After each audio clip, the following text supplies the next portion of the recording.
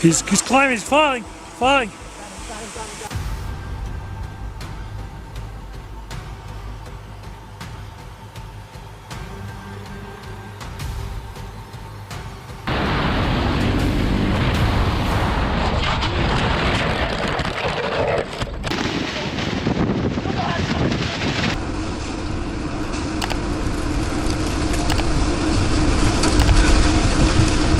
The wilderness is unforgiving, and a simple mistake can quickly spiral into a near-death camping encounter.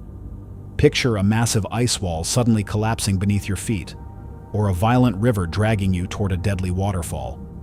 If you were trapped with nowhere to run, what would your next move be? Alex Chacon documented a jungle expedition near the Guyana-Venezuela border on April 30th, 2023. His group was trekking through one of the most isolated regions in South America after several days of hiking through dense jungle terrain. Nights were spent resting in hammocks under mosquito nets, while rain often poured down through the canopy. Long stretches of walking between distant villages constantly reminded the group just how far they were from civilization, a setting where an unexpected camping encounter with danger could happen at any moment. Food was another challenge during the expedition. Their cook, Amita, had walked 4 or 5 hours from the nearest village carrying a heavy bag just to prepare meals for the group. Even with that effort, getting supplies still required hours of trekking back and forth through the jungle. The border between Guyana and Venezuela was only a few miles away, yet there were no official checkpoints or controlled crossings anywhere nearby. Alex carried a 3-liter bottle of water to stay hydrated, but it was not enough after a full day of hiking. Later that day, the group reached a wide river expecting a boat, but it had not arrived. With no other option, they used an old wooden boat on the shore and lined it with a tarp to reduce leaks. The river looked calm and everyone paddled steadily forward. But halfway across, the weather suddenly changed. Rain poured down, strong winds rose, and the current pushed the boat toward dangerous rapids. Oh no!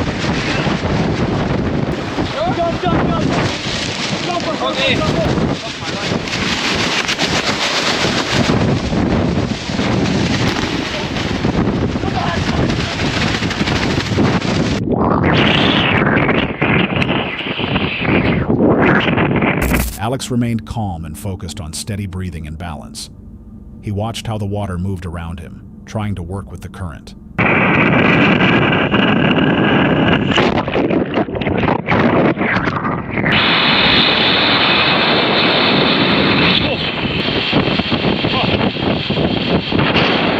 Suddenly, the current forced him out of the boat. Alex jumped at a point where he could still swim toward the riverbank, letting the current carry him as he reached shore safely. Once on land, Alex helped the rest of the group escape after the boat became lodged near the rapids. Only afterward did the true weight of the moment settle in. Just beyond those rapids was a massive waterfall. If the current had pulled them only a little farther downstream, the group would have had almost no chance of stopping it. By the end, everyone was completely soaked, their equipment drenched. What began as a normal jungle trek turned into a powerful reminder that even experienced travelers can face a sudden camping encounter with danger when nature shifts without warning. Do you think they understood how close they were to the waterfall while they were still in the river?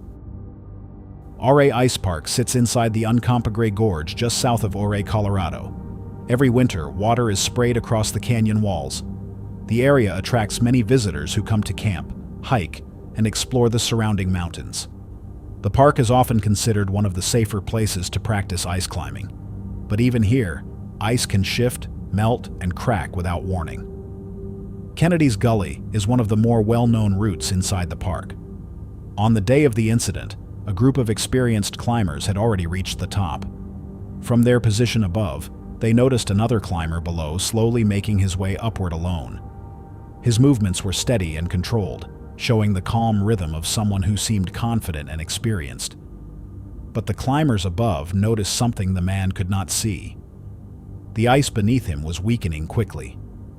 Temperatures had been warming throughout the day, and the sheet of ice he was climbing had started separating from the rock wall. From above, the group could clearly see the ice losing its hold in a way that was impossible to notice from below. One climber called down to him and asked if he could hold his position while they prepared a rope.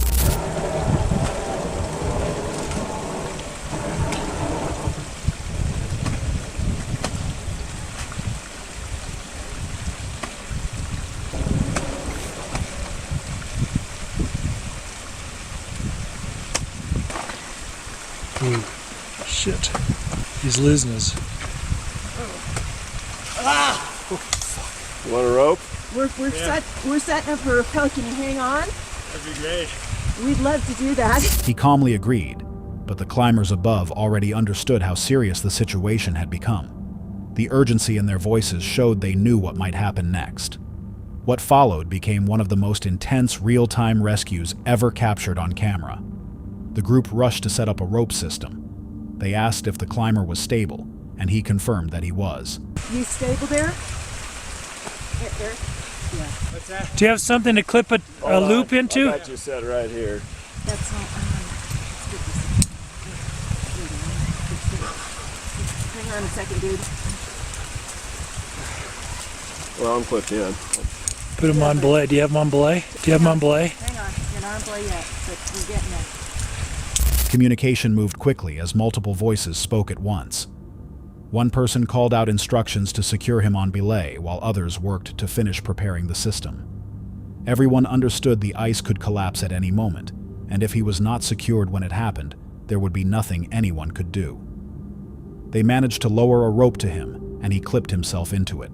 Only seconds later, the ice finally broke. Okay, you're golden. Wait. Thank you very much. Wait. Wait, let's put this up here. He's climbing. He's falling. Got him. Got you. I so got you. The entire sheet separated from the rock face and collapsed beneath him.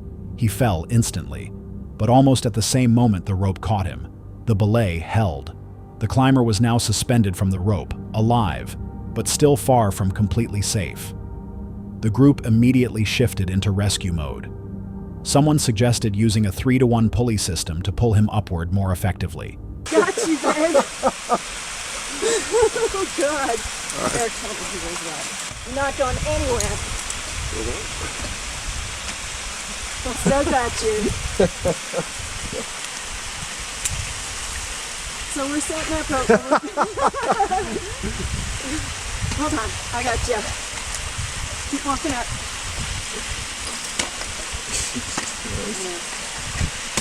Why don't we do a 3-to-1 pulley? I've got a pulley in the back of my harness. Can you get over to that ice to your right, maybe? What's that? That ice to your right, maybe? From above, they guided him carefully, telling him to move toward the ice on his right and continue stepping upward while they pulled. One rescuer kept reassuring him that he was secured and that they still had control of the rope. Slowly, they pulled him higher through the damaged gully until his hands finally reached the top edge. When the climber pulled himself onto solid ground, the only thing he could manage was a breathless thank you. The climbers encouraged him to rest and take a moment to breathe. And then when you come up here, there's running water. So don't be surprised.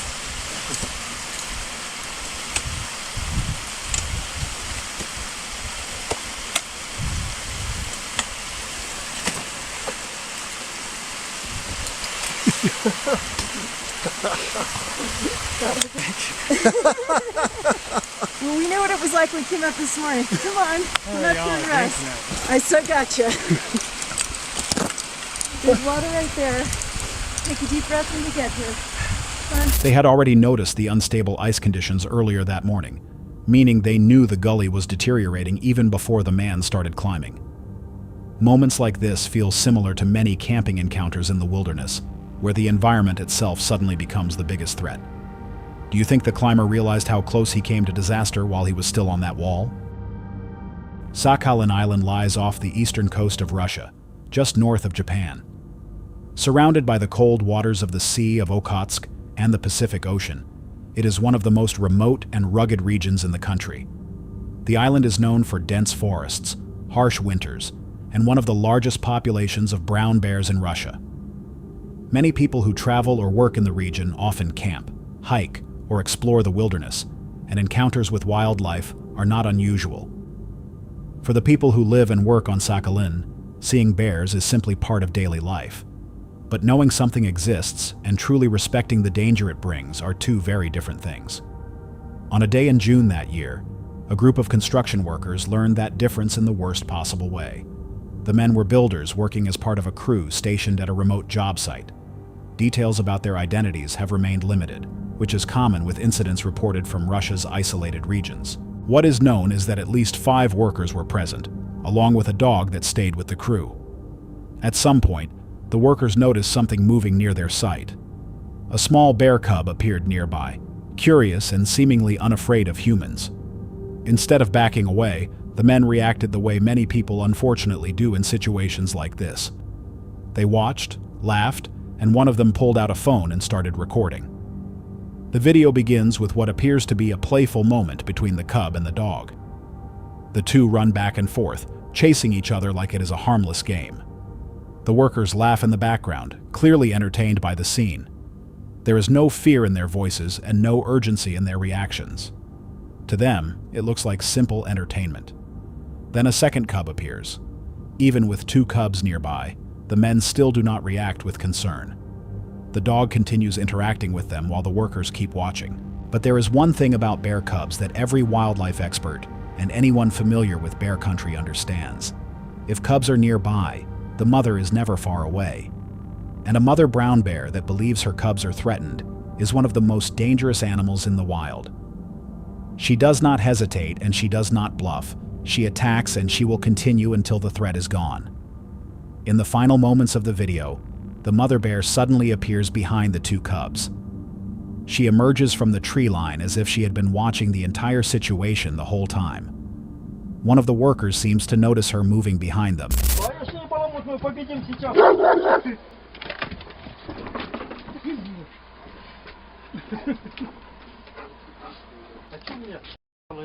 Сейчас она ему поймает. Сейчас она сзади него пошла, нахуй, ребята. Ну, конечно, на них куда полетим, нахуй. Это всю флешку снимал, ничего себе. But before anyone can react, the mother bear growls and charges directly toward the dog. The video cuts off instantly. The laughter stops. The voices disappear. Only silence remains. Do you think the workers realized the danger when the second cub appeared, or only when the mother finally stepped out of the trees? On October 15, 2016, along the Dragon, U.S. Highway 129, known for its tight, unforgiving curves, Kevin Diepenbrock, 41, was riding with his friend Philip Polito, 29, on what was meant to be their final trip of the season.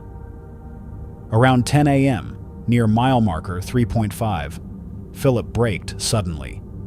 Kevin had no time to react and crashed into him. Both were thrown about 105 feet down a steep embankment, completely out of sight. Philip didn't survive. Kevin was left barely alive. He quickly realized how severe his injuries were. 2 punctured lungs, 12 ribs broken in 17 places, 2 spinal fractures, and severe road rash. Even worse, he was completely invisible from the road. Vehicles continued passing all day close enough for him to hear, but no one heard him calling for help. There was no cell service either. As the hours passed, Kevin began recording goodbye messages on his phone. Hey everybody.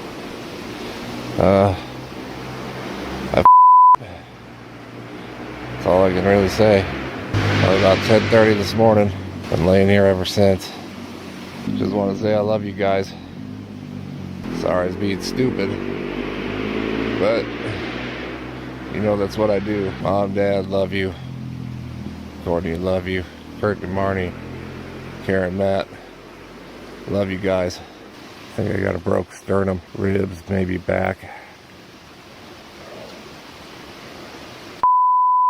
In the daylight recording, he told his family he loved them, apologized for the accident, and listed the names of people he cared about. I love you guys. Take care of the puppies for me too. Give Kimber and Ruger lots of love for me.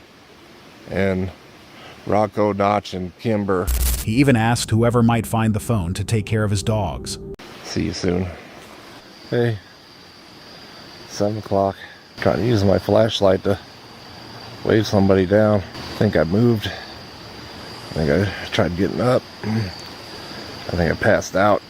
Definitely punctured some lungs. As night fell, his voice became weaker. He used his phone's flashlight to try signaling the road above him, but no one noticed. Oh, love you guys. Man, I could use a drink of water. They're just like 50 feet away. All right. Yeah. Take care. Later that night, with his battery nearly gone, he recorded one final message before the phone died. I'm at 10% body. 10%. It's 11 o'clock. Man, I wish you would call Tennessee. Tell them you got a husband out there that hasn't checked in since 10:30 in the morning. I love you. I don't know what to say. Hopefully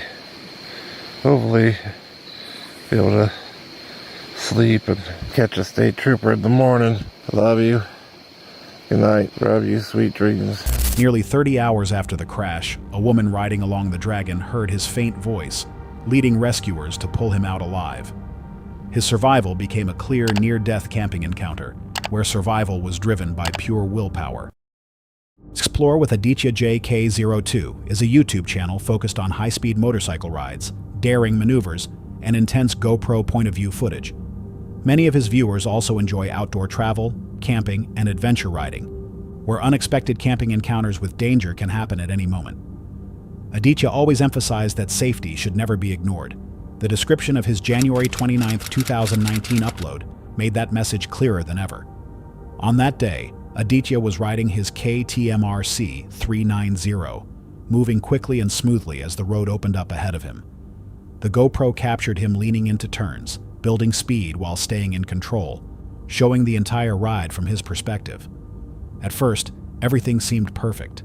Then something terrible happened. At high speed, the motorcycle lost control beneath him when he failed to complete the turn correctly and slammed into the guardrail.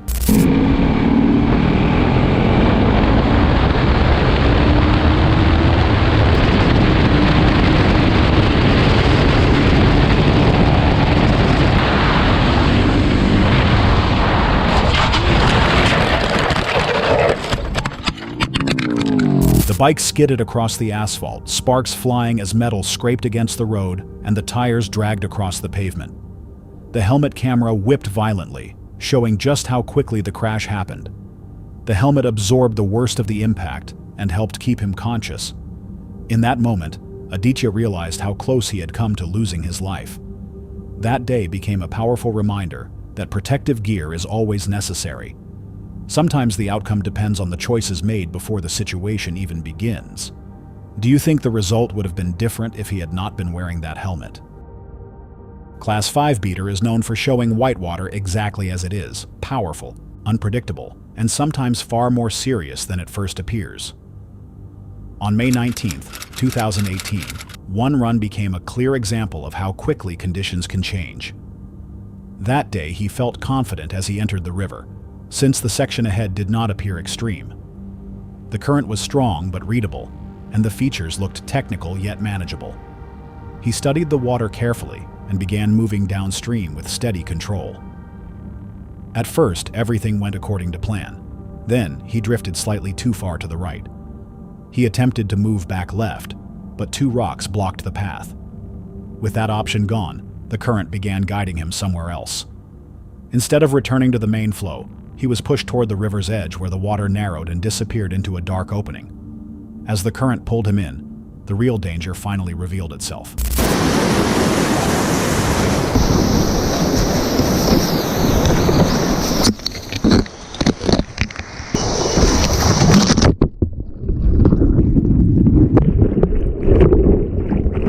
The space was extremely tight, barely large enough for a person to fit, and he was seated in a kayak.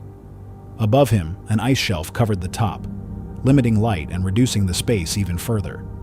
The situation became serious immediately. Water continued to surge into the cave, pressing him against rock and ice. There was no room for wide paddle strokes or strong sweeping movements. The walls felt close and the ceiling was low, turning the confined passage into a frightening natural trap.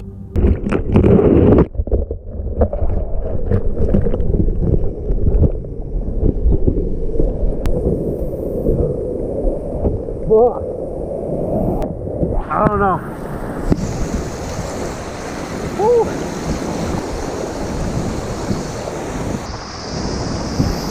However, he stayed composed, focusing on steady breathing and balanced movements.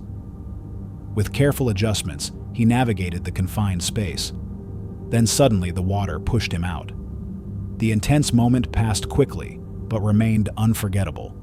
Gradually, he slid free into open water. The river still rushed, but he was no longer trapped. In moments like this, small decisions and calm reactions can make the biggest difference. It makes you wonder how many real camping encounter situations in the wild end safely simply because someone stayed calm at the right moment. Electricity is extremely dangerous. Even a small mistake near a live wire can cause a serious accident in seconds. This situation shows just how quickly things can turn critical. On January 30th, 2026, a Reddit user uploaded a video of an incident that quickly began drawing attention across the internet. The footage had originally been recorded on December 12th, 2025. In the video, a Filipino man can be seen standing on the roof of a building, sweeping away sand and dirt, while carefully avoiding several exposed electrical wires nearby. At first, everything appears calm and controlled, almost routine, as if he had done this many times before. Without warning, a small misstep occurs and the situation changes instantly. Flashing na lang, ano. Ayos ka! Tangina! Si Ugi! Ito, andito! Uy! Tangina mo! Sa kuryente! Dito! Uy! Punta dito! Tangina! Uy! Tangina! Ugi! Tangina mo! Uy! Ugi! Uy! Ugi! Tangina! Uy! The man accidentally steps onto one of the electric wires. His legs immediately collapse beneath him, and his body enters a severe shock response. The camera continues recording the entire incident as it unfolds. In the background, one of his friends can be heard urgently calling for help and telling someone nearby to contact local emergency responders. After the video spread online, many Reddit users believe the cameraman likely did not survive because of the extremely high voltage running through those wires. However, the cameraman's Facebook page was later discovered. 2 months after the accident, on February 16th, the victim, now identified as Ogie Mogol, posted a short video showing himself slowly walking while recovering from the incident. He appeared grateful simply to still be alive.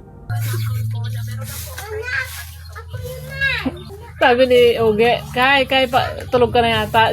Tulog na yun, sabi ni Ogie. At tanong ko lang kung nakatulog siya. Hey, papalag ka kamay! Nagbayad ka dapat may ano ka, Tanga. screenshot mo. Papalag ka ka! Ay! Dapat ganyan ka lagi. Tapos si, tapos si Tito Ugi, sumbi na. In his post, he explained that the rehabilitation process would take a long time because his body was still weak. He even compared the recovery process to being like a small child learning how to walk again. Sometimes survival depends on timing, help arriving nearby, or simply a moment of luck. Do you think moments like this are pure chance, or something harder to explain? Storms in the wilderness can appear without warning, affecting hikers, travelers, and even quiet camping encounters within seconds. One case involving storm chaser Brandon Ivy shows just how powerful these moments can become. Brandon Ivy is known for documenting severe weather from extremely close distances, often capturing tornado behavior from inside specialized intercept vehicles. On May 29, 2013, he uploaded a full recording of one of his most intense chases, an approach into a violent wedge tornado over northern Kansas that had formed just 2 days earlier. The event began with the TIV-2, his armored tornado intercept vehicle, rolling toward a massive wedge tornado with very low visibility. The windshield vibrated from the strong inflow while wind and debris rushed across the road ahead. As the vehicle moved closer, the exterior microphones began detecting changes in wind behavior. The inflow strengthened, pulling sharply across the hood. Sheets of rain streaked diagonally while loose debris struck the metal siding of the TIV-2. When the tornado finally reached them, everything changed instantly.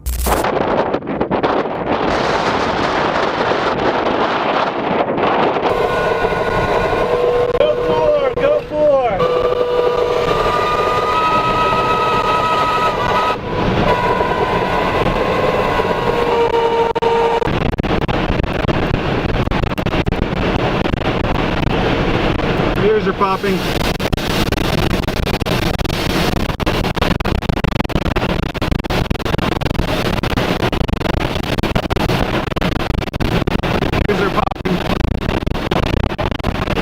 The windows darkened as dust and debris surrounded the vehicle.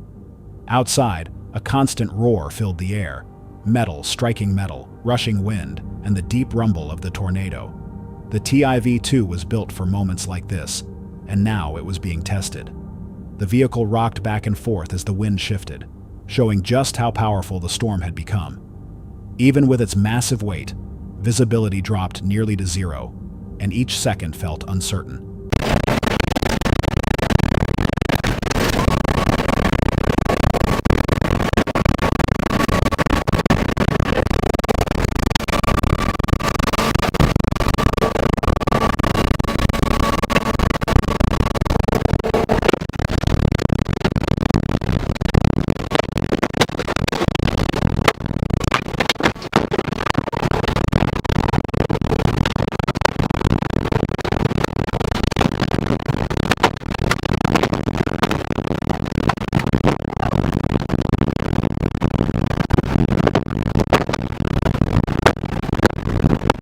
Pressure changes made the rumbling grow louder while debris continued striking the vehicle. Still, the team remained steady, relying on the TIV-2's heavy weight and anchoring system to keep it grounded. The tornado passed directly over them, with the vehicle absorbing repeated impacts from flying debris. As the wind slowly eased, the roar faded into a steady wind. When the dust cleared, debris covered the ground, trees were stripped bare, and the tornado moved away across the open fields. The TIV-2 had held through the encounter, leaving a clear reminder of how violent a storm can be. Preparation and calm decisions sometimes make the difference.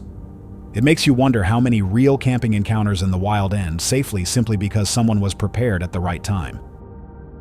Storms in the wild don't just change the landscape or interrupt camping trips and outdoor travel. They can threaten the lives of the people who are there. When a powerful storm passes, it often leaves behind destroyed homes, lost lives, and painful memories no one ever expected to face. On April 9, 2015, Clem Schultz was at his home in Fairdale, Illinois with his wife Geraldine, often called Jerry.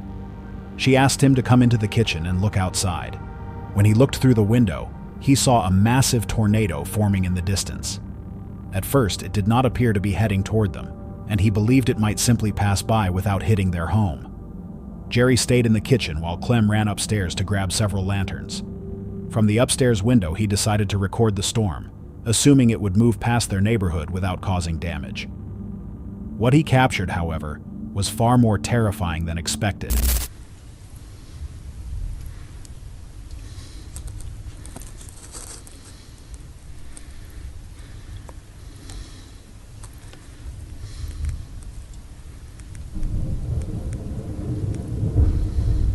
The footage shows a massive black, monster-like tornado moving directly toward them, a scene both frightening and unforgettable. There is an important fact about tornadoes.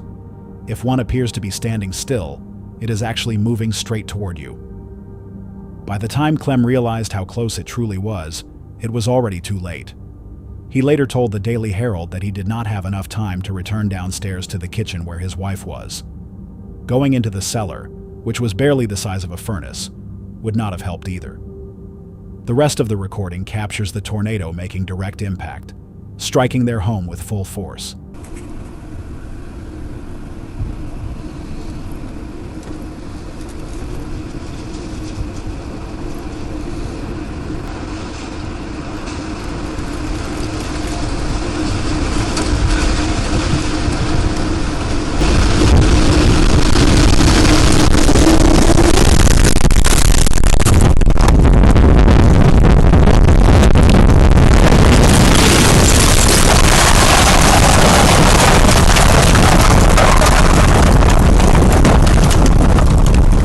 The video suddenly goes black and stops. Against all odds, Clem somehow survived. He later explained to the newspaper that he had been carried along with debris from the collapsing chimney and lost his grip on the phone. At some point, he became tangled in a bedsheet and was eventually buried beneath rubble. A neighbor came to his rescue, digging him out and carefully placing him on one of the remaining beams of the house, The neighbor warned him not to look down. When Clem asked why, he was given the devastating truth. His wife was beneath him and had not survived. A photograph of the couple that had been lost during the storm was later discovered 35 miles away in the town of Harvard, carried there by the tornado. The picture, taken around 1980 for a church directory, shows Clem standing beside his wife. Geraldine Schultz had feared their dog Missy may have shared the same fate, but thankfully the dog was later found by the family after an extensive search. Today, Clem finds comfort in his white shepherd and refuses to let anyone near her. Stories like this show how powerful storms can be and how quickly they can change everything around people. It makes you wonder how many lives are changed forever each time a storm like this passes through. That's all for tonight's video. Which encounter gave you chills? Let us know in the comments below. Got your own experience? We want to hear it. And whatever you do, don't miss what's coming next.